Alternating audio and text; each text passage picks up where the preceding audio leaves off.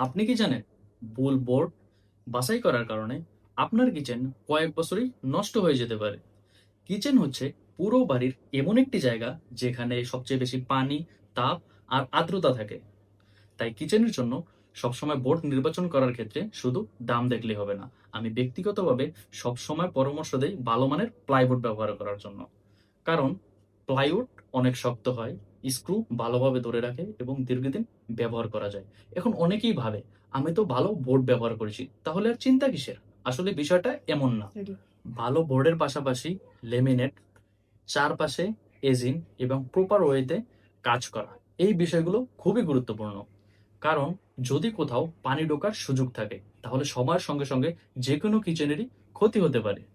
তাই শুধু বোর্ড কিনলেই হবে না, কাজটাও ভালো হতে হবে। আপনি যদি নতুন কিচেন করার পরিকল্পনা করেন তাহলে এই বিষয়গুলো আগেই ঠিক করে নিন, পরে আফসোস করতে হবে না।